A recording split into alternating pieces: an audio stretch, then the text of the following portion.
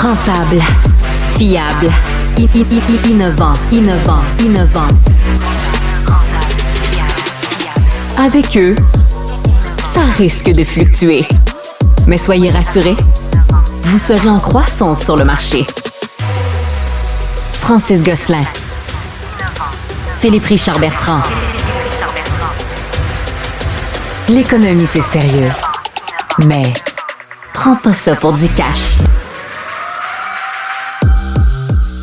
Hey, merci d'être là et bienvenue dans ce nouvel épisode. On va parler d'actualité dans notre premier segment. Francis, qu'est-ce qui a retenu ton attention dans l'actualité dans les derniers jours? Écoute, Phil, je veux pas être prophète de malheur, mais là, il y a eu un vote qui est favorable là, à 98% en faveur de la grève au CN puis au CPKC, là, qui est le CP fusionné avec le Kansas City.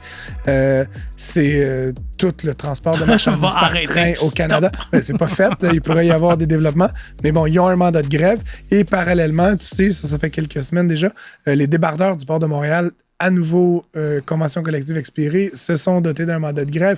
Et là, donc, imagine si, encore une fois, je touche du bois, mais si le port de Montréal s'arrête puis que tous les trains canadiens s'arrêtent, on va manger du crab dinner pendant longtemps. Il y a une incidence pas une incidence, mais en fait, ce qui a créé ça, selon moi, c'est les membres de l'Assemblée nationale qui se sont votés des augmentations de salaire de 30 %. Le secteur public, non, mais le secteur public a eu 12 Il y a le dos large. Non, mais il y a eu 12 augmentation. Non, mais quand tu vois dans les médias, tu sais, imagine, toi, tu es un débardeur, tu vois que ton élu, là, c'est auto-voté. Ouais, mais ça faisait 10 ans qu'il n'y avait pas eu d'augmentation. C'est pas grave, ça. Ils ont des fonds de pension extraordinaires. Ah oui. Mais ils se sont votés. Après ça, 12 % dans le secteur parapublic, 15 % à SQ. Tu sais, à un moment donné, tu te dis, moi aussi, my turn. Sure. Mais bon, tout va arrêter. C'est pas très mais bon pour l'économie. C'est pas très bon pour l'économie. C'est pas très bon pour l'inflation, c'est en passant. Si les chaînes logistiques devaient être perturbées, ça créerait des pénuries. Encore une fois, la dernière fois, ça s'était réglé rapidement par une loi spéciale, 5 jours, le port de Montréal. Là, c'était simultané les deux. Puis je crois comprendre, je suis pas un expert juridique, Phil, mais je crois comprendre que les débardeurs ont comme un peu réussi à faire en sorte qu'ils ne peuvent plus être jugés travailleurs essentiels. Donc, il ne pourra pas y avoir le même artifice. Ça, c'est depuis ce qui est arrivé en Alberta. Ils ont gagné cette petite bataille-là, effectivement. Autre chose dans l'actualité, des écarts à envisager entre le Canada et les États-Unis en matière de politique monétaire. Tu as le président de la Banque centrale canadienne là, qui a fait une déclaration. J'ai écouté intégralement son intervention. Je sais que toi, tu l'aimes. C'est comme ton héros. Là. En fait, c'est comme le prof d'économie que je n'ai jamais eu. Puis comme je l'écoute, puis je bois ses paroles. Puis évidemment, j'ai eu des très bons profs d'économie, mais tu sais, à l'époque, quand t'es au bac, puis t'as comme ton prof d'économie qui a genre 30 ans d'expérience, puis là, il essaie d'expliquer genre l'offre et la demande, puis t'es comme un peu con. Tu sais, t'es comme, je comprends pas. Là, j'ai fait un doctorat, ça fait 15 ans que je pratique ce métier-là. Fait que j'ai comme un gars pas mal plus smart que moi qui m'explique des choses que je comprends, mais que je peux faire du bien. Fait que bref, j'adore Tiff Macklem. Je suis pas toujours d'accord avec ce qu'il fait, mais encore une fois, je trouve que comme personnage, puis la manière que son cerveau fonctionne, j'aime beaucoup. Et donc, il était au comité des finances de l'Assemblée nationale canadienne et il donc, a été questionné par plusieurs députés. Et évidemment, on sait aux États-Unis, l'économie va super bien. Bon, il y a eu un rapport de l'emploi qui était un petit peu moins bon, mais ça reste qu'on a créé 175 000 emplois dans le mois dernier. T'sais, on est loin de détruire des emplois, on est loin d'augmenter le chômage.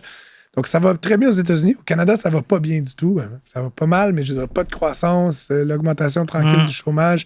Évidemment, l'inflation commence presque à être sous contrôle. Et donc, ce que dit M. Macklem, suite aux déclarations de son homologue américain, c'est qu'en fait, il envisage que les politiques monétaires vont commencer à diverger. Qu'est-ce que ça veut dire? Ça veut dire que le Canada pourrait commencer à baisser son taux avant que les États-Unis le fassent. Écoute, Jerome Powell, le chairman de la Fed, il a même évoqué peut-être que ça pourrait augmenter aux États-Unis le taux directeur. Là. Fait qu'on est loin d'être vraiment plus sur la même trajectoire. Donc, là, il pourrait y avoir cette divergence-là. Qu'est-ce que ça veut dire? Ben, pour nous, tant mieux. Je veux dire, le taux va baisser, les hypothèques, tout le monde est content. Sauf que le problème, Phil, c'est que s'il y a une grande divergence, il y a toutes sortes de manigances à l'échelle internationale, des grandes banques, etc., des gens qui achètent des bons du Trésor à coût de milliards de dollars. Puis le problème, c'est quand, par exemple, le Canada paye moins, parce que le taux baisse. C'est notamment le taux qu'on rémunère sur le risque, sur les bons du Trésor. Si on paye moins, mais qu'est-ce qui va se passer? Il y a de l'argent qui est aujourd'hui au Canada qui va aller vers les États-Unis parce que les bons du Trésor américain payent mieux.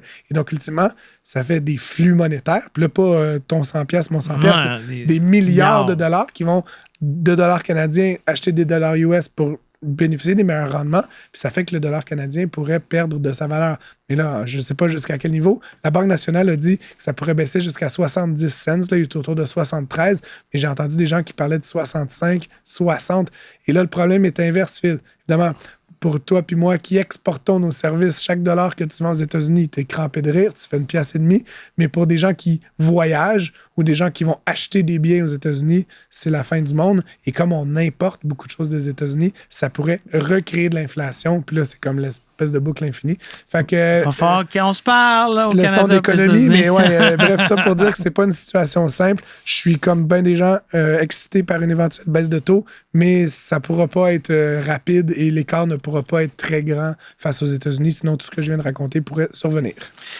Post Canada qui a perdu 700... Je sais que tu en as perdu de parler avec Benoît Dutrisac. J'en ai parlé cette semaine avec Benoît Dutrisac. Je serais intrigué de savoir ce que tu dis. Post Canada a perdu 750 millions. Sur 7 milliards de revenus. Sur 7 milliards de revenus. Bon, tu te dis, OK. J'ai essayé d'aller voir des comparatifs. Bon, aux États-Unis, ils ont perdu 2,5 milliards. Au premier trimestre. Oui.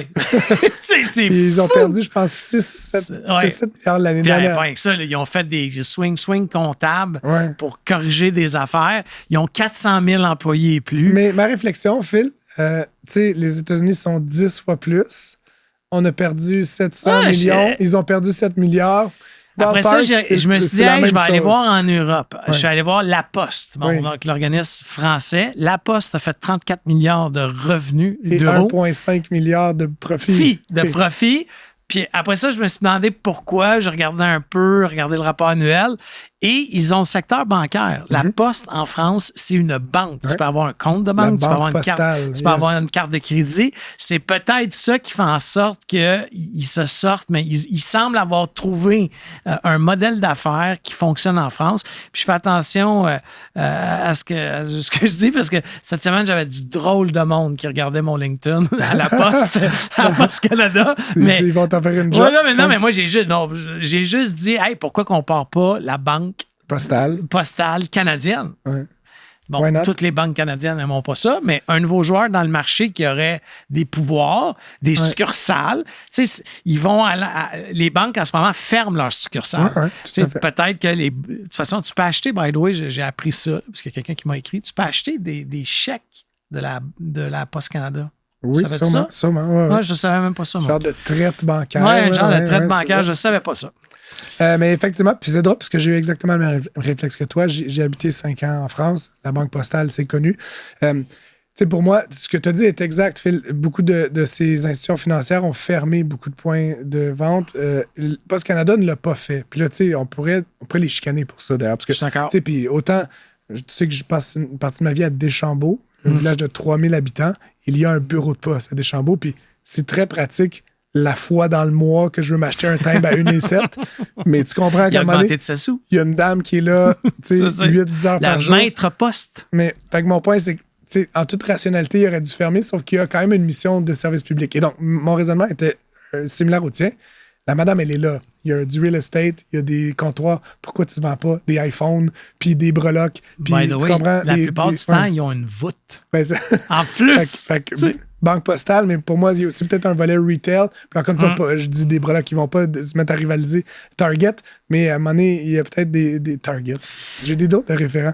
Mais ils ne vont pas se mettre à rivaliser des boutiques, mais je pense qu'ils pourraient vendre certains produits de première nécessité vu qu'ils sont un peu partout. Une autre nouvelle, moi, qui me sautait aux yeux, Lion Électrique, 3 premiers mois de l'année, ils viennent de perdre 20 millions en 3 mois. C'est une entreprise qui a eu des centaines de millions en prêts pardonnables, subventions et autres. Ils ont fait 3 vagues de licenciements. 300 employés. Oui, mais en 3 vagues. À un moment donné, puis deuxièmement, la valeur de l'action en date de l'enregistrement de l'émission est à 1,34 canadien. Puis 97 cents US. Puis il était à 25 piastres canadiens en 2022.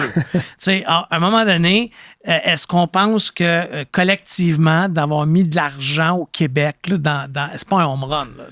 Non, écoute, je suis d'accord avec toi. Ceci dit, j'entendais le patron, Marc Bédard, à la télé. Tu sais, on va dire une affaire. Là. Je sais que tu es un peu sceptique là-dessus, mais mettons, c'est pas mal certain que l'avenir est aux autobus électriques. Les gouvernements l'ont décrété. Non! ça n'enlève rien au produit. Ils sont peut-être trop tôt. Peut-être que. Puis là, j'entendais notamment qui expliquait il y a des lois canadiennes et québécoises pour favoriser l'adoption, mais les gouvernements sont tellement lents à déployer les programmes puis à mettre l'argent dans les commissions scolaires que là, comme tout le monde se regarde. Puis là, pendant ce temps-là, il y a des autobus qui pourraient être produits qui ne sont pas produits. Bref, je ne les excuse pas pleinement, mais ça reste qu'effectivement... Écoute, moi, le chiffre qui m'a frappé, Phil, l'entreprise, il lui reste 4,8 millions de dollars dans son compte de banque. Mais tu sais, pour monsieur, madame, tout le monde, 4,8 millions, c'est beaucoup d'argent, mais quand tu opères une business de cet emploi-là, 4,8 millions, c'est ta dépense, tu sais, avant midi, des fois. Tu regarderas combien de bonus ils se sont octroyés, les membres de la direction, l'an passé. On arrête ça là. Je termine rapidement. En 2023. J'écoutais, je lisais un autre reportage, Phil, avec des experts là, du milieu de l'énergie qui disait que le prix à la pompe allait monter au-dessus de 2 $ cet été. Donc, devant vous, chers téléspectateurs, Philippe va s'engager à s'acheter un véhicule électrique avant le mois de juin. Mon prochain véhicule est un véhicule électrique. Mais c'est quand même bizarre. C'est quand même bizarre, Francis, que tout le temps, depuis 10, 20 ans, avant l'été, avant les vacances de la construction, ils augmentent tous leurs prix en même temps. Puis tu comprends que l'essence qu'on a en ce moment là, dans la pompe n'a pas été produite la semaine passée. Là, tu comprends? C'est de très bons gens d'affaires, ces gens-là. On devrait peut-être investir là-dedans. Merci d'être à l'écoute. Restez avec nous. Il y a plein de très bons invités qui s'en viennent. Si vous voulez nous écrire, studio@cube.radio. On prend vos questions, vos commentaires, vos suggestions. On aime ça vous lire. Vous excuserez ma voix. Ça va aller mieux la semaine prochaine. Un taux d'intérêt très élevé qui défie toute la concurrence du marché. Avec Francis Gosselin et Philippe Richard Bertrand. Prends pas ça pour du cash. Le 6 mai dernier avait lieu le sommet Influence, technologie et créativité responsable. C'est une initiative de Zoo. Zoo, c'est un incubateur. J'y vais comme de manière logique, mon petit arbre de décision. Zoo, c'est un incubateur, accélérateur montréalais qui a pignon sur rue là, ici au centre-ville, sur la rue Sherbrooke. Et donc, pour parler de tout ça, Zoo, le sommet Influence, on a le grand plaisir d'accueillir le PDG de Zoo, Dimitri Gourdin. Bonjour. Bonjour, merci de l'invitation. Vous aurez peut-être remarqué que j'ai perdu une partie de ma voix. Oui, donc, j'ai tout entendu ça. Ça porte généralement un petit peu plus. Commençons par le commencement. C'est quoi Zoo concrètement? Alors, Zoo, dans notre jargon, dans l'écosystème, on appelle ça un incubateur-accélérateur. L'expérience me prouve qu'à chaque fois que je dis ça, en général, très peu de gens comprennent ce que je dis. Donc, je vais essayer de l'expliquer dans des termes plus simples. C'est comme une pouponnière d'entreprise. Des entreprises, particulièrement dans le domaine des technologies, ont besoin d'énormément d'accompagnement. Elles ont besoin d'énormément de choses, mais en particulier d'accompagnement. Puis ensuite, elles ont besoin de capital, puis elles ont besoin de contacts, puis etc., etc. Et des organisations comme Zoo sont là pour finalement les accompagner et rapidement les emmener vers la croissance. Parce que c'est pas des organisations qui sont faites pour toutes les entreprises. On est en train de parler comme on dit en latin, d'une start-up ou d'une jeune pousse. C'est latin, ça, start-up? C'est tout à fait latin. C'est du vieux latin. Mais une start-up, une jeune pousse, c'est pas une entreprise comme les autres. C'est une entreprise, en général, technologique, qui a un fort potentiel de croissance rapide. Donc, ce n'est pas toutes les entreprises qui rentrent dans ce qualificatif. Aussi. Évidemment incertain, mais a priori avec une croissance rapide. Donc, nous, on est spécialisé chez Zoo on accompagne uniquement des jeunes pousses qui développent des technologies qui vont, on l'espère, pour certaines, révolutionner les industries créatives. Le divertissement, tout ça. Pas seulement le design, le divertissement, le spectacle, les médias, le marketing, le sport, le e-sport, le bien-être. Les industries créatives, ça embrasse large. Donc, c'est ce que nous faisons chez Zoo. Et la pomme n'est pas tombée très loin de l'arbre. Initialement, l'idée de Zoo, si je comprends bien, était celle notamment de plusieurs personnes, mais de Guy Laliberté, qu'on peut à qui on peut reconnaître un certain talent en la matière là, de création numérique, de divertissement, etc. Est-ce qu'il est encore impliqué dans Zoo? Est-ce qu'il est encore around? Effectivement, c'est juste. On a l'habitude de dire que le Zoo a été initié par Guy Laliberté. Donc, effectivement, un de nos plus grands créateurs, probablement Québec, le Québécois le plus connu dans le monde. Et, Céline Dion. J'ai dit le Québécois. Et effectivement, un homme d'affaires également à succès. Alors, ça a toujours fait partie de qui est Guy, de vouloir redonner à la communauté et redonner à la communauté, sa communauté des industries créatives, peut-être les chances, les outils, les méthodes, les accompagnements que lui n'avait pas eu à l'époque. Donc, ça a toujours été, il dit toujours que Zoo, c'est son deuxième plus grand leg au Québec après le Cirque du Soleil. Ben, si je peux me permettre, on est entrepreneur. S'il y avait eu des incubateurs il y a 25 ans, quand moi-même j'ai démarré. Ça commençait, je pense, à l'époque, mais c'était embryonnaire. Au Québec. C'est un écosystème qui est encore assez récent au Québec, je dirais, oui, une vingtaine d'années, une quinzaine d'années. Et puis, ce qui est intéressant, c'est de voir le mouvement dans cet écosystème. Évidemment, il y a eu énormément d'organisations qui sont apparus, énormément d'incubateurs, beaucoup trop, si vous voulez mon avis. Et là, on est dans une phase de compression. On est dans une phase où on est en train de regarder quels sont les incubateurs dits d'excellence. On a moins besoin d'incubateurs en termes de nombre, on a plus besoin d'incubateurs en termes de qualité. Il y a même un mouvement des accélérateurs, incubateurs là, du Québec là, qui essaie notamment de faire. Mais en fait, ce qui est surtout, je dirais que c'est plutôt le gouvernement qui s'est emparé aussi de ce sujet-là. Donc, les incubateurs d'excellence, en fait, sont en partie financés par le ministère de l'Économie, de l'Énergie et de l'Innovation. C'était ma prochaine question parce que j'ai vu dans une revue de presse très rapide que, bon, il y avait de l'argent public. Guy Laliberté lui-même a mis 1,4 million à l'automne dernier. Fait que vous faites pas juste c'est pas juste un parcours, il y a aussi carrément, il y a des dollars là, derrière tout ça. Alors, nous, en plus, puis je vais juste faire un petit retour en arrière sur c'est quoi la bibite d'un incubateur. Les incubateurs, dans 80% des cas, sont des bibites universitaires. Ça naît dans les universités. Un peu comme le Santec. Le Santec est à l'ETS, District 3 chez Concordia. Parce que les étudiants font de la recherche, ont des idées, puis c'est un bon endroit où on peut les cueillir. Là, si effectivement, le fameux faire descendre la recherche des universités vers le marché, vers les commercialiser. Et puis, tout ça est né au MIT, qui est en fait probablement là où sont nés les incubateurs, l'incubation en tant que telle, au MIT. D'ailleurs, Zoo détient une licence du MIT. D'accord. Donc, on accompagne les organisations qui rentrent chez nous par le Venture Mentoring Service, donc qui est vraiment une méthodologie avec des principes très, très stricts du MIT. Mais tout ça pour dire que il y a une toute petite portion des incubateurs, le reste, qui sont en général reliés à des fonds d'investissement directement. Donc là, c'est un système où on accompagne une entreprise, le fonds prend de l'équité et on espère que tout ça va se développer.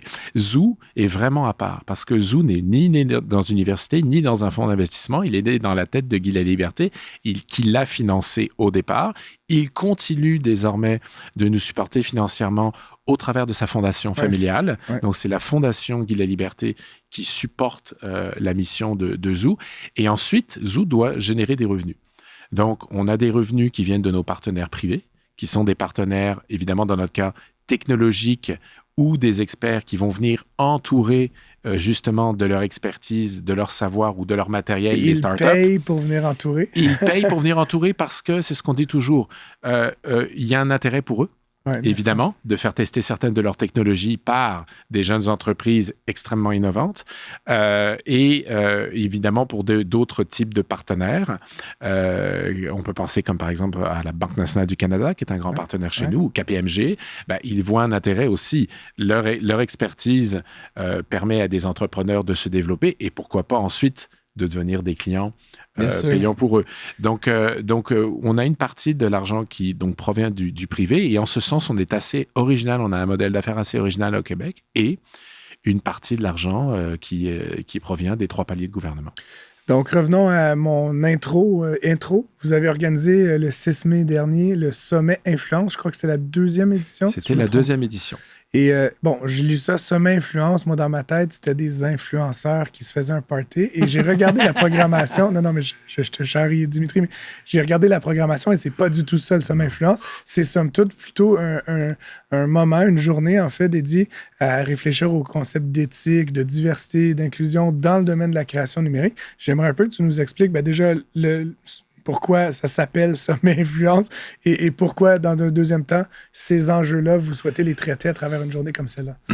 Alors, effectivement, Zoo, sous mon impulsion, il y a maintenant un peu plus d'1 an, a décidé d'un nouveau positionnement pour sa marque, pour son organisation, qui est technologie et créativité responsable. Je crois que les incubateurs ont un rôle à jouer dans la transformation de notre économie.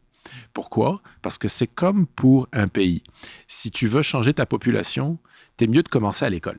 Yeah. Si tu veux changer les entreprises et leur comportement, t'es mieux de commencer à la pouponnière, comme je le disais en ouverture. À l'école des entreprises. Donc, on a un rôle à jouer pour aussi influencer les entrepreneurs et, je dirais, l'ensemble de l'écosystème à parler de sujets et à ouvrir la discussion sur des thématiques qu'on n'entend pas ou pas encore assez. Comme par exemple l'impact environnemental du numérique, qui était un des sujets qui était abordé. Ça, c'est la nouvelle bombe qui va nous exploser au visage. Certainement. Une pollution sans fumée, mais une pollution colossale. Donc, on pense qu'on est légitime et qu'on est crédible pour mener ce genre d'événements, de journées-conférences. Alors, ça s'appelle le Sommet Influence, tout simplement parce qu'il n'y a pas d'influenceurs. Pas d'influenceurs, en tout cas professionnels, mais il y a des gens d'influence dans la salle. Donc, c'est vraiment une journée qui s'adresse à des décideurs publics, des décideurs du secteur privé, des entrepreneurs aguerris ou de très jeunes entrepreneurs. Mais vraiment, on essaye de faire bouger les lignes sur des sujets qui nous semblent absolument impératifs d'aborder quand on est un spécialiste de l'entrepreneuriat innovant. On ne peut plus créer de la richesse comme on le faisait avant. Il va falloir penser à des concepts comme la croissance durable, raisonnable, etc. En fait, j'ai vu un reportage cette semaine où est-ce que Microsoft et Google sont rendus qui submergent dans l'eau leurs serveurs. Oui. Ils testent plein de technologies, mais là, il y a des scientifiques qui disent on va augmenter la température de l'eau. Sur la planète. Sur la planète. Là, tu dis, eux, ils font ça uniquement pour sauver sur les coûts de climatisation. Je suis pas sûr que c'est bon. Non, ce cas-là, probablement pas, mais il mériterait peut-être d'être documenté. Mais c'est l'impact environnemental du numérique, pour en parler un petit peu plus longuement. On avait sur notre panel notamment la star montante dans ce domaine, qui est la Québécoise Sacha Lucioni, qui travaille chez Hugging Face, qui a été une top 35 au MIT, donc vraiment une chercheure vedette. Et c'est pas rassurant d'entendre les chiffres qui circulent. L'intelligence artificielle va consommer très rapidement 2 à 3% d'énergie mondiale. Actuellement, le poids du numérique est supérieur à l'aviation civile en termes de pollution. Pas chic. On a beaucoup d'enjeux qu'il faut régler, et certains qui sont évidemment colossaux et d'autres qui pourraient assez rapidement être réglés si on commençait justement à en parler. Par exemple, savez-vous qu'envoyer un texto pollue 3 fois moins qu'envoyer un message sur WhatsApp? Parce que WhatsApp va, comme toutes ces plateformes, générer l'information s'en va dans des serveurs qui doivent être, comme tu le disais, refroidis, mais qui ont aussi besoin d'énormément d'énergie pour rouler, fait que double pollution. Je suis vraiment fier de ne pas avoir WhatsApp en ce moment. Exactement. Tu n'as pas assez d'amis en Europe. Donc, c'est... Bon, autre chose. On constate on parle d'une obésité numérique actuellement. Ouais. Les pages web, une page web a triplé en poids en 10 ans. Et tous les sites web ont, par exemple, archivé tout ce qui existe. Est-il, comme un de nos panélistes l'a fait remarquer lundi, est-il intelligent d'avoir les 25 ans d'archives d'une compagnie qui n'existe plus, Nabisco, qu'on a tous connu à l'époque, qui pèse donc un poids colossal et qui demande une énergie colossale. Donc, il y a peut-être des comportements on n'a pas le temps d'approfondir ça, mais je vais... Mais petite tranche de vie, OK? Parce que puis on te réinvitera, parce qu'honnêtement, juste là-dessus, il y a tout un segment à faire. C'est sûr, mais j'ai un ami récemment qui a fermé son blog. Il a désactivé 10 ans de... Puis tu sais, c'est pas Shakespeare, mais je me suis passé la réflexion, puis tu sais, Nabisco, là, j'ai pas une relation à Nabisco, mais j'ai l'impression que comme les 20 dernières années, là, à un moment donné, on va regarder ça dans 1000 ans, puis on va être comme, what happened? Tu sais, it all disappeared. C'est comme, tu sais, je pense pas qu'il l'a imprimé son blog là, avant de le fermer, puis d'arrêter de payer ça. Mais en tout cas, une fois, mon point, t'as tout à fait raison, ça consomme des quantités d'énergie phénoménales, mais en même temps, quelle est l'alternative? Tu sais, j'imagine que quelqu'un garde ça en vie parce qu'on se dit un jour, on voudra fouiller les archives, on voudra... Peut-être. Tu sais, il y a des... Et je crois que l'enjeu, peut-être que vous en avez parlé pendant cette journée, mais il y a un enjeu actuellement de coordination. Tu sais, toi et puis moi, on envoie un SMS ou un WhatsApp. Tu sais, on se pose pas des questions là, sur... Oh my God. C'est des micro influences. Mais le problème, c'est que l'accumulation de 7, 8, 9 milliards d'humains. C'est ça. C'est 1 milliard d'utilisateurs. Donc, l'enjeu de coordination est très important dans ces l'enjeu de coordination, absolument. Puis, encore une fois, je pense qu'on n'y arrivera pas en culpabilisant les gens, comme on a fait déjà trop souvent pour ces enjeux-là. Je pense que ça va commencer par éduquer, expliquer. Puis c'est comme les enjeux d'éthique en intelligence artificielle qu'on a abordé lors du sommet. Les gens ont un pouvoir.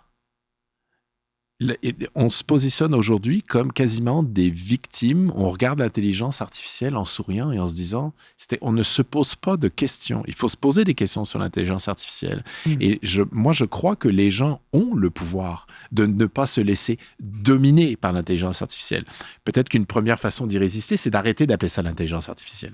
Ça n'existe pas, l'intelligence artificielle. C'est de l'intelligence humaine, augmentée, automatisée, mettez l'adjectif que vous voulez, mais c'est notre intelligence collective, l'intelligence artificielle. C'est pas une création ex nihilo qui nous est tombée dessus. Donc, peut-être que des gens pourraient se la réapproprier en changeant le nom. Définitivement, il va falloir qu'on le réinvite. Je termine avec une dernière chose. Vous avez remis 2 bourses cette journée-là. Oui. Je voulais cibler l'une des deux parce qu'en l'occurrence, c'est une entreprise que je connais bien, Haylist, qui est une entreprise qui a été lancée cette année, je pense, ou l'année dernière, par Vicky Boudreau, qui est la fondatrice de Bicom, qui est une entrepreneur extraordinaire.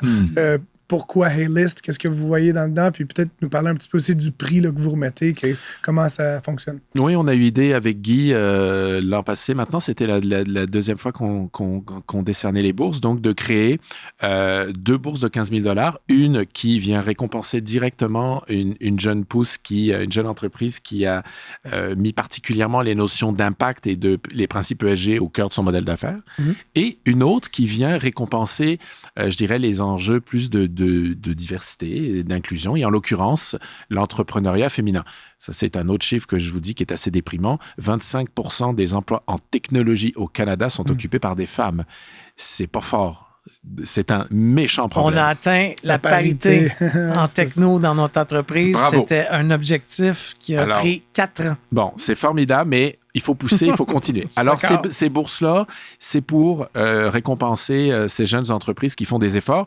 Haylist, pour répondre directement à ta question, c'est une entreprise, on peut expliquer assez rapidement, qui s'occupe en fait de développer une technologie destinée à ce qu'on appelle les nano-influenceurs. Donc, les nano-influenceurs sont les influenceurs de moins de 1000 abonnés, followers, en tout cas, peu importe comment on les appelle. L'avenir est là. Ce ne sont pas parce que ces gens-là ont réellement de l'influence. C'est pas vrai que quand tu parles à 10 millions de personnes, tu as nécessairement une influence. C'est beaucoup de bullshit, on le sait.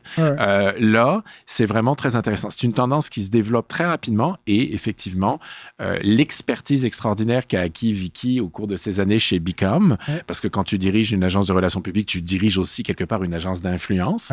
Elle a été courageuse et elle lance un nouveau projet. Alors nous, on l'accompagne chez Zoo dans cette aventure-là et on l'a récompensé avec la fondation. Exactement. Parce qu'elle fait une super job. J'invite les gens là, qui nous écoutent, certains qui ont peut-être de l'influence, à aller voir ça. Haylist, Haylist. Ils cherchent des nano-influenceurs. Et évidemment, de l'autre côté, des annonceurs, des gens qui ont des messages à passer. Sinon, zoomtl.com, on peut aller voir le site. Si vous avez une grande idée, écrivez à Dimitri. Exactement. Moi, j'ai... Son numéro est... Non. Oui, mais un texto, jamais WhatsApp. Hein, trop polluant. Mais allez voir si vous êtes une entreprise qui développe une technologie et que vous pensez que cette technologie peut rapidement conquérir un marché. Et surtout, le message que je voudrais passer s'il y a des entrepreneurs qui nous écoutent, pensez à l'international en partant. Ne pensez pas au Québec, ça n'est pas un marché pour les technologies. Le marché pour la tech, c'est le monde. Il faut penser tout de suite à l'international dès le début du projet. C'est très important. Ça, c'est un autre sujet de discussion fort intéressant. On va te inviter. J'invite aussi les Montréalais et les gens de passage à Montréal. Honnêtement, les bâtiments dans lesquels vous êtes sont absolument magnifiques. Ça a été acheté donc par Guy Laliberté puis un groupe d'investisseurs il y a une dizaine d'années. L'ancienne maison Alcan. Exactement. Maintenant, il y a plein de fonds d'investissement, des startups, il y a un café. C'est cet écosystème qu'on a voulu recréer. Il y a effectivement peut-être un quart des bureaux de famille les plus prestigieux du Québec. Par exemple, Sagard est là, Mitch Garber est là. On a donc un incubateur qui a aussi son laboratoire de R&D. On a effectivement des grandes entreprises comme EA, par exemple, qui est là, Nesto qui est là. Donc, il y a vraiment, on a un écosystème on a l'argent, l'innovation, la tech, tout ça dans un écran d'entreprise créative. Effectivement, c'est magnifique. Et surtout, on doit à Guy... Moi, je déménage, là. D'aller planter ma tente. Il me reste peu de place, mais vous pouvez venir. Et en plus, quand vous venez, vous continuez à financer la mission de Zoo. Donc, c'est important. Mais c'est vrai qu'on est chanceux d'avoir ces bureaux qui sont, je pense, vraiment exceptionnels en plein centre-ville. Tout cela est magnifique. Dimitri Gourdin, PDG de Zoo, merci d'avoir été avec nous. Ça me fait super plaisir et je reviens quand vous voulez. Bientôt. Merci. Francis Gosselin, Philippe Richard Bertrand. Le seul duo qui vous redonne vraiment la monnaie de votre pièce. La crise du logement sévit et plusieurs personnes, évidemment, expriment toutes sortes d'opinions. Je suis tombé sur ce gars-là totalement par hasard sur Facebook il y a quelques semaines. On a commencé à jaser. La première fois qu'on se voit, Louis Boucher, président de Éco Immobilier. Merci d'être en studio. Merci pour l'invitation. On jasait donc sur les médias sociaux. Puis je pense qu'on a une perspective assez similaire là, sur ce qui est en train de se passer au Québec en matière d'immobilier. Plusieurs personnes, comme je l'ai dit, expriment plusieurs opinions, mais il semble y avoir un petit problème là, au niveau notamment des villes. Si je peux résumer ça comme ça. Tu contribues notamment à une page web, on pourrait dire, là, qui est bâtie sur Power BI, dans le fond, où vous réunissez plein d'informations. Vous avez appelé ça le défi logement du Québec. Puis dans le fond, c'est plein d'informations sur différents obstacles à la construction de logements. Puis si j'ai bien compris, il y aurait comme 100 000 logements qu'on pourrait assez facilement là, comme lever de terre si on enlevait tous ces obstacles-là. Est-ce que j'ai bien compris? Oui, c'est ça. Défi Logement, en fait, c'est Joël Gagnon qui a mis ça en place. C'est un programmeur, on dit BI. Ouais. Moi, je l'ai rencontré sur Facebook, là, sur le net. Tu rencontres plusieurs personnes comme ça plusieurs personnes, effectivement. Fait qu'on a tu deviendras ami avec Phil. Oui, c'est ça. Et je me sens left out. Là. on a connecté là-dessus. Puis, initialement, Défi Logement, on a commencé, l'idée, c'était de récupérer de l'information qui passe, qui est parsemée un peu sur toutes sortes de médias, journalistes, écrits, parlés, web, etc. Ramener ça ensemble dans un endroit qui est un endroit qui est un peu destiné un peu aux journalistes, un peu aux gens qui veulent avoir de l'information. Tu veux avoir la petite banque de données pour avoir le big picture dans une place. Donc là, on vient ramasser toute l'information de, quels projets qui ont été bloqués, par qui ont été bloqués, les quantités, les raisons, puis ce qui est important, c'est de le documenter aussi pour pas que ça soit juste des chiffres qu'on dit, il y a 5 000, 10 000, 20 000 logements qui sont bloqués, il y a X logement ou X projet qui est bloqué, comme on a ici à côté le Da Giovanni. Si on va sur le site, le Da Giovanni apparaît, il y a 176 logements qui sont bloqués. Qui est-ce qui est le maire de cette ville-là? Mme Plante. Puis ensuite de ça, c'est documenté. Donc, il y a 1 ou 2 articles généralement qui peuvent venir d'un média ou d'un autre. Là, ça peut être web ou écrit. De cette façon-là, les gens sont capables d'aller directement voir ce projet-là, puis à faire un petit peu un deep dive, puis aller chercher de l'information qui est indépendante, qui ne vient pas de nous, qui est faite par des third parties, des journalistes, des gens qui font un peu d'enquête à gauche, à droite, puis tout est documenté là sur place. Tu as nommé le seul sujet que je connaissais, mais le truc de Da Giovanni, qui est à côté de nos studios, c'est physiquement à côté, c'est bloqué par une dame qui ne voulait pas quitter. Exact. Mais là, ça s'est terminé il y a une semaine ou deux. Ah non, c'est pas terminé, ça, cette histoire-là. C'est juste le début, là. Non, là, ils ont eu un ordre de la Cour. Il y a eu un ordre de la Cour, mais là, ça, c'est contesté. Si vous allez... Ça c'est un... C'est capoté. Il y a vraiment un show à voir. Si vous allez au conseil d'arrondissement qui a eu lieu, ça vaut la peine d'aller le voir. Là. C'est vraiment quelque chose d'exceptionnel. Mme White est là. Puis, comme on dit, elle pète sa coche, là, Mme White. Non, mais c'est ça, je te parle. Mais ma compréhension, tu vois, tu m'éduques, c'est que là, il y avait un ordre de la Cour. Là, parce qu'elle bloque, c'est une locataire qui bloque la totalité du projet. Francis, le promoteur, je vais appeler ça comme ça, là, il a même offert 20 000 pour y dire. Je pense que j'avais entendu un montant plus grand que ça. En fait, c'est plus gros que ça. Parce que qu'est-ce qui lui a été offert à cette dame-là? C'est un logement à 400 $ pour la vie.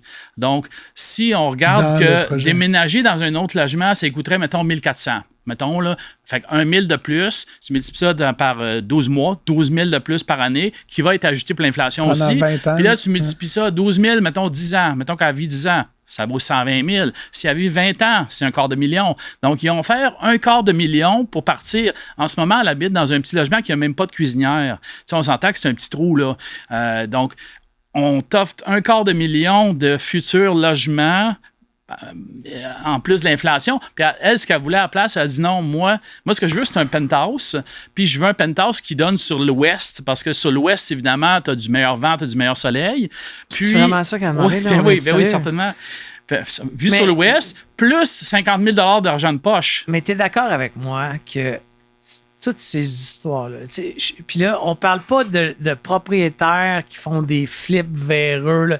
On parle, tu sais, c'est ce que tu disais, il y a 100 000 logements qui pourraient être bâtis si on arrêtait. Moi, je connais un autre projet. Là. C'est plus que 100 000, 131 000. On est rendu à 130 000 qu'on a documenté. Ça ne veut pas dire qu'on a tout vu passer. À un moment donné, dans le temps, ça fait peut-être 1 an ou 2 qu'on est comme là-dessus, ce qu'on voit passer, on le documente. Mais il y en a d'autres, qui ont des projets qu'on n'a pas entendu parler. Moi, j'ai des gens qui me contactent des fois, j'étais à l'affaire dans telle ville. Il y en a partout au Québec. Là. Écoute, il y a un projet dans l'est de la ville, le groupe Corum, que je ne connais ni je sais pas c'est qui, j'ai juste lu 26 propriétaires. C'est 26, même pas, excuse-moi. C'est un terrain vacant. Corum dépense 2-3 millions, plan d'architecte, fait un genre de tu sais, un truc de tu vas devant les citoyens puis tu t'expliques. Il y a 26 gens qui habitent alentour du terrain vacant, là. C'est tout délabré. Ils disent, ouais, mais la tour de 170 logements, elle va bloquer ma vue. Oui. Mais écoute, c'est un terrain vacant. C'est ça, puis je veux juste revenir sur le site parce que c'est très intéressant. Là, je regarde là, des projets de 2000 logements, 1000 logements, 700 logements, 300 logements. Puis c'est intéressant parce qu'en plus, vous mentionnez le motif, en fait. Fait qu'il y a beaucoup le vue obstruée, référendum, hauteur. Puis c'est très intéressant. Donc, en tout cas, j'invite les auditeurs à aller voir ça, défilogement au pluriel.com. Pourquoi les élus, puis là, je veux pas comme faire le procès de personne, mais tu sais, je pense pas que les élus, ils sont là, m'a détruire ma ville. Je veux dire, tout le monde veut faire le bien, là, mais pourquoi ils choisissent ces mesures-là qui, moi, comme économiste, me semblent complètement contre-productives? C'est quoi la logique que tu comprends, toi, les bouchers derrière tout ça? Ici, pour reprendre l'exemple qu'on a parlé du Da Giovanni, parce que c'est l'exemple le plus proche, etc., c'est clairement une façon pour la ville d'imposer du logement social. Donc, eux autres, dans l'idéologie, ils ont toujours l'aspect de mettre du logement social. Donc, ils ont essayé de forcer le promoteur Mondev de dire, gars, tu vas mettre du logement social ou il n'y en aura pas de projet. Donc, c'est ça la game qui joue. Puis le promoteur, il se dit, ben écoute, moi, si je suis votre règle du 20-20-20, ben je suis mort, là, il y a zéro rentabilité, le projet, c'est un échec, je vais perdre des millions là-dedans, donc je ne le ferai pas. Donc, c'est ça qui est arrivé dans ce cas présent-là. Ils ont utilisé la dame, Mme White, comme... Ils l'ont mis en position de prise d'otage. Donc, elle pouvait prendre la ville en otage parce que qu'est-ce que la ville a dit? Elle a dit, il n'y aura pas de permis de démolition si vous n'avez pas une entente de gré à gré avec la personne. Donc, qu'est-ce qu'on vient de donner à la dame? On vient de lui donner la possibilité de prendre le promoteur en otage, puis que là, c'est là avec son avocat de gauche, qui est un avocat de Québec solidaire aussi, en passant, qui sont arrivés avec l'idée, ben moi, je veux un penthouse. On s'entend qu'un penthouse, on parle de 2-3 millions, là. Ouais. Donc, échanger un vieux logement délabré pour un 2-3 millions, ça fait aucun sens. Mais là, à partir de ce moment-là, elle avait le gros bout du bâton. Puis Puis, elle l'a eu jusqu'à tout récemment, mais là, les élections s'en viennent. Donc, depuis 6-7 ans, il y a eu une promesse de faire 8800 logements sociaux à Montréal. Il y en a 88 qui sont presque sur le bord d'être réalisés. Ils sont même pas complétés. Là. C'est 1% de la promesse qui est sur le bord d'être fini de construire. Donc là, c'est sûr que Projet Montréal, ils ont un besoin d'annoncer des projets. Là, ils ont vraiment... Ils ont zéro réalisation. Là, puis on arrive sur le bord d'élection. Donc là, c'est là qu'ils ont décidé que... Ce que je disais, moi, à Benoît Dutrisac, là, dans ma chronique quotidienne là, il y a quelques jours, tu sais, je dis, Benoît, à un moment donné, il faut prendre le taureau par les cornes. Là. On va prendre les terrains vacants, puis on va faire des projets pilotes. Un projet pilote là, où tu abroges toutes les lois. Là, c'est le temps d'utiliser la clause non-obstant, peu importe. Tu sais, on l'a fait pour la loi, pour changer la loi sur la langue, la loi sur l'immigration. Pourquoi qu'on ne prend pas les terrains vacants? Là? Mais quand tu dis « on », là, c'est qui le « on » ? Si le terrain il est sur la ville de Montréal... c'est la ville?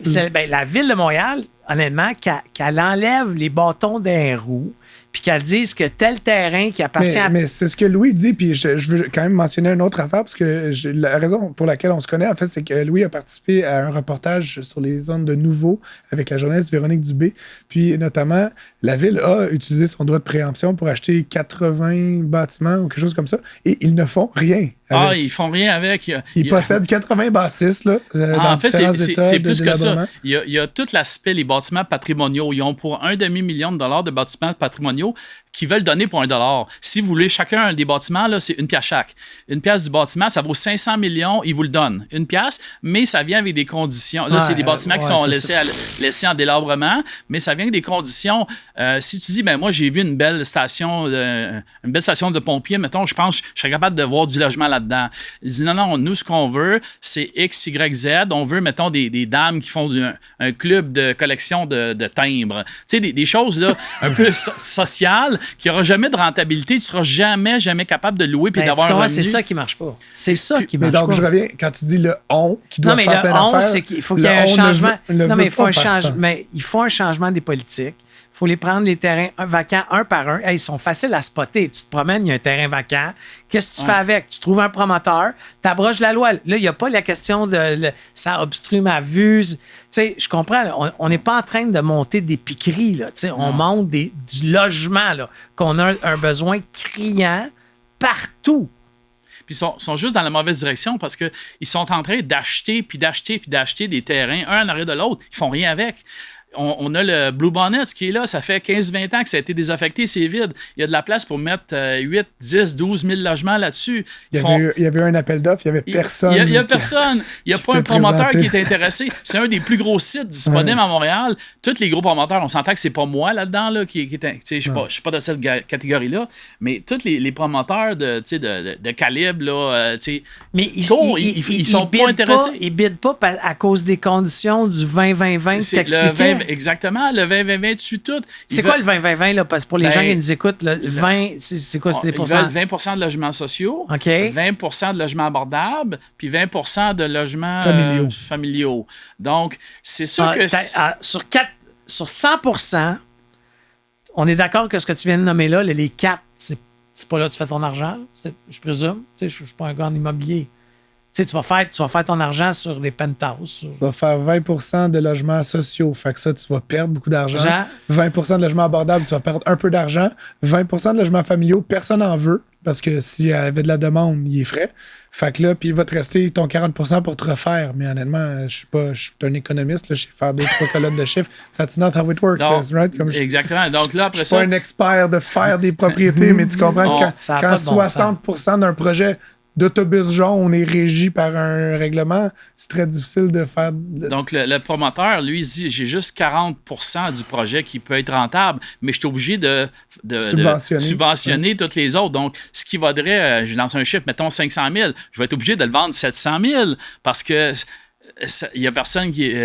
Il faut que je paye pour les autres. Puis personne ne va acheter une unité à 700 000 si sur le marché réel, elle vaut 500. Les gens, sont pas stupides non plus. Petite question, vous allez peut-être me dire les deux, c'est déjà répondu. Mais pourquoi la ville n'en bâtit pas? Pourquoi la ville? Ils en font. Il faut pas faire ça, c'est la pire chose. OK, non, mais c'est ça, je connais pas ça. Moi, ça, je veux en parler longtemps. Moi, tu sais, je suis en formation en construction. Fait que les coûts, je les comprends. C'est ça que je fais, construire depuis quelques années des bâtiments. Puis, aussitôt que la ville est impliquée, tout logement social va coûter, le minimum, là, c'est 500 000, mais ça va de 5 à 800 000 pour un logement social. Ça peut être un petit studio, un petit logement de rien. On a vu... puis ça vaut 300 000. Donc, en d'autres mots, si toi tu le bâtis, c'est 300, mais si la ville le fait... C'est le double. C'est 500. C'est le double. Tout le temps 100% plus cher. Pourquoi? Parce qu'il y a une bureaucratie extraordinaire. Il y a une surspécification. Donc, si je donne un exemple, puis ça, c'est un gars, je parle à des gars, il y a beaucoup de gens qui me contactent là, underground, puis ils m'envoient de l'info, puis ils disent, gars, on fait une dalle structurale. Dalle structurale, mettons que tu ferais là, dans le privé, mettons, elle a 10 pouces. Dans le public, elle va en avoir 14. Puis les barres d'armature, il va en avoir le double. L'architecte, lui, est payé au pourcentage généralement. Donc, s'il va chercher 8 de plus gros... Admettons, la ville de Montréal te dit, hey, tu as une réputation crédible, je te donne 3 millions, tu me fais 100 logements. Mon chiffre marche-tu? 100 fois 300 000. Ah non, excuse-moi. 10 logements. Tu es capable de faire 100 logements pour 3 millions. Non, excuse. Il va t'embaucher. Non, mais 10 logements. Non, mais tu sais, 30 millions. Je te donne 30 parce qu'ils ne feront pas 10 logements. 100 logements pour 300 000 Un constructeur, il est-tu capable de faire... Tu sais, il livre-tu le projet? Non, il ne pourra pas parce que tu vas voir la ville dans les pattes. Donc, c'est la ville qui fait que ça coûte cher. Parce que la ville, si moi j'arrive, là, j'ai un changement, je suis au chantier, on a un petit pépin, il y a quelque chose à ajuster. Moi, on the fly, 15 minutes, ça peut être réglé. Là. Mais si je suis en ville, ça se peut que ça prenne 3 semaines, ça se peut que ça prenne 1 mois à avoir une décision, parce que là, il va y avoir un comité, il va y avoir des formulaires à remplir, il va y avoir des discussions à avoir. Mais tout ce qu'on parle, c'est changer une prise électrique d'un pied, là, probablement. Là. On veut juste placer la prise parce qu'il y a un conflit avec un tuyau du plombier.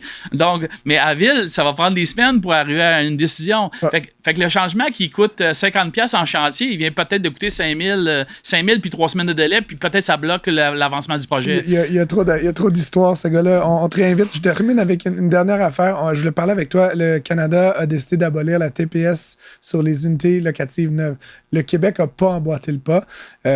Tu parles de Valérie Plante, puis de Québec solidaire, puis t'as tes préférences. Mais mettons, on peut pas accuser M. Legault d'être l'extrême gauche. Là. Pourquoi est-ce que le Québec suit pas le pas du fédéral? C'est quoi Ils veulent pas nuire eux non plus, je pense. Mais c'est quoi la logique? Ça, honnêtement, je ne le comprends pas du tout. Parce qu'un des seuls bons moves qui a été fait par les libéraux dans le logement, c'est l'abolition de la TPS, qui donne un crédit d'à peu près 3,2 parce qu'il y a déjà un petit crédit qui est déjà donné en construction. Fait que ça donne un petit 3,2, c'est un petit répit. En ce moment, les gens arrêtent de construire parce qu'il n'y a plus de rentabilité. C'est pas compliqué, là. Nous, c'est la même chose. Tout le monde arrête de construire. C'est pour ça que ça chute. Il n'y a plus de profit. Tout le monde, plus personne n'est capable. Donc, là, la TVQ, c'est la chose qui peut aider le plus les constructeurs. C'est immédiat. Aussitôt que c'est mis en place, c'est le lendemain, on claque des doigts, c'est fait, là, c'est applicable. C'est le double de la TPS. Ça aide tout le monde. C'est le trip même. La raison pourquoi on ne peut pas, Francis, parce qu'on a mis tellement d'argent dans la filière batterie qu'on ne peut pas donner le crédit. Est-ce que quelqu'un a calculé combien ça coûterait d'enlever la TVQ à l'échelle québécoise? Moi, mon opinion là-dedans, le pire, c'est que le coût n'est pas si grand que ça. Parce qu'en ce moment, les chantiers ont chuté 50% par rapport à 2021. Ouais. Donc, on a des gens qui ne travaillent pas en ce moment. Moi, j'ai des gens de plus en plus qui m'appellent. Ils disent, t'as-tu de l'ouvrage pour nous? Les gars, non, on est comme tout le monde. On est en train de ralentir. J'ai bâti une centaine de logements à 3 ans. Je suis en train d'en faire 12 en ce moment. Là. Je veux dire, je suis à 90% plus bas de capacité. Là. Donc, les gens, quand ils ne travaillent pas, ils ne payent pas d'impôts non plus. Donc, si on coupe la TVQ, oui, c'est vrai que les chantiers qui roulent, il va y avoir un petit 10% de perdu. Mais d'un autre côté, on ramène des gens au travail. Les gens, ils vont payer, mettons, un taux marginal de, mettons, 35 faire un chiffre facile. Donc, ils vont payer de l'impôt au lieu d'être sur le chômage à la maison. Puis, qu'est-ce que ça fait d'un gars de construction quand la paye rentre? Il va s'acheter un nouveau camion, il va s'acheter laveur-sécheuse, il va partir en voyage, il va faire de la rénovation chez lui. Donc, il va consommer. Si on consomme, qu'est-ce qu'on fait? On paye de la TPS TVQ qui n'aura pas été payée. Donc, pour moi, le coût le coût, il est probablement pas si grand que ça. Il faudrait qu'on ait un super économiste là, qui nous mette ça dans un chiffrier, puis qui on va se reparler. Qui arrive à une conclusion là-dessus. Louis Boucher, président de Eco Immobilier, honnêtement, vraiment une très bonne entrevue. J'ai adoré ça. Vraiment bon. On te réinvite bientôt, puis entre-temps, on continue à chatter sur Facebook. OK, super. Merci beaucoup pour l'invitation. Pour obtenir une réponse à vos questions, écrivez à Francis et Philippe à l'adresse studio@cube.radio. J'ai peut-être pas l'air de ça, mais je suis une ancienne bébite du Myland et j'adore ce coin-là de Montréal. Et ça tombe bien parce que le 25 et 26 mai prochain, c'est Myland en fête. Qu'est-ce que c'est? Qu'est-ce que ça mange en hiver? Pourquoi on parle de ça? Pour en parler, on a le président. Directeur général même. Directeur général. Plus officiel. La Société de développement commercial de Laurier-Ouest, la SDC. Oui. On va commencer avec ça. C'est quoi une SDC? Il y en a plusieurs. Explique-nous un petit peu qu'est-ce que c'est. Oui, une SDC, il y en a une vingtaine à Montréal, une cinquantaine au Québec. Nous, on est une association de commerçants, PME, entreprises. Okay. Et puis, on est là pour aider nos commerçants, dans le fond, les représenter tant au niveau de la promotion, dans des guides. On organise des événements, ces bébites-là, tu sais. Okay. Puis, on fait aussi beaucoup de représentations politiques. Donc, on les défend à nos instances gouvernementales. Et puis, on travaille beaucoup sur l'embellissement, l'urbanisme. On fait bien des affaires. Donc, la SDC Laurier-Ouest, donc c'est la rue Laurier, j'imagine. Oui, ça va de Saint-Laurent jusqu'à Côte-Sainte-Catherine. Donc, c'est Myland et Outremont. OK, très bien. Et donc, tu as pris la tête de cette... On peut se tutoyer? Absolument. Tu as pris la tête de cet organisme-là il y a 2 ans.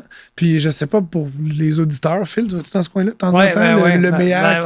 En fait, chez l'évêque. Mon bureau est en haut du MEAC. Je vais te dire une chose. Moi, j'observe que ça va mieux, ce coin-là, qu'il y a 2-3 ans. Est-ce que c'est grâce à toi? Écoute, j'aimerais tellement ça, me lancer des fleurs. Écoute, non, mais oui, peut-être d'une façon, mais quand je suis rentré en 2022, on sortait de pandémie. Ouais. Puis la SDC Laurier, faut dire aussi, est arrivée en 2017.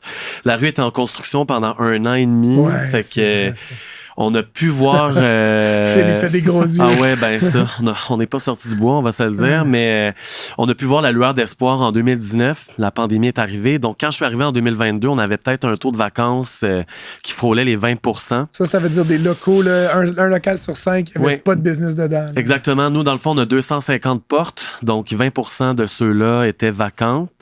Maintenant, on est à moins de 10%. Donc oui, il y a quand même... ça va très bien. On a eu à peu près une quinzaine d'ouvertures l'année dernière. Cette année, on a, je sais pas si tu as essayé le Oncle Lee, qui fait partie de la famille du Bouillon Bill, qui a ouvert en janvier, qui était... C'est un restaurant. C'est un restaurant. Oui, absolument. Oui, c'est ça. C'est un restaurant. Oncle Lee. Oncle Lee, ouais. C'est asiatique. C'est asiatique. C'est de la gastronomie asiatique, on va dire chinoise. C'est Anderson Lee, le chef. Il était à la finale de l'émission Les Chefs l'année dernière. OK.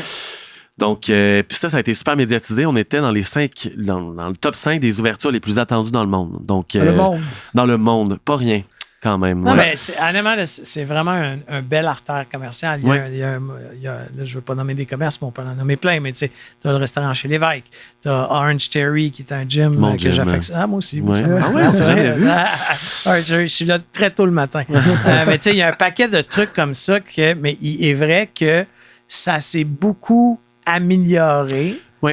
Mais le modèle d'affaires de la SDC, parce que moi, mon bureau est dans un autre SDC, celle de Antique. OK. Mais tu sais, c'est un modèle où le père tu sais, comme ma compagnie reçoit le bill directement de la ville. Tu sais, je peux pas le contester, je peux pas le payer.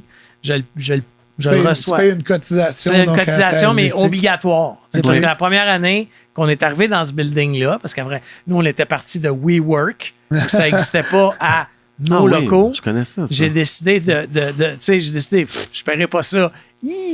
Ça le fait dire à un moment donné. Ben oui, t'as le recouvrement qui arrive. Donc, ce sont les entrepreneurs qui vous financent, essentiellement. On n'est pas que financé par le privé. En fait, ça dépend de chaque SDC, mais grosso modo, les cotisations, le montant qu'on reçoit en cotisation, la Ville de Montréal va venir la coter dans le fond. Donc, on est financé, on est parapublic.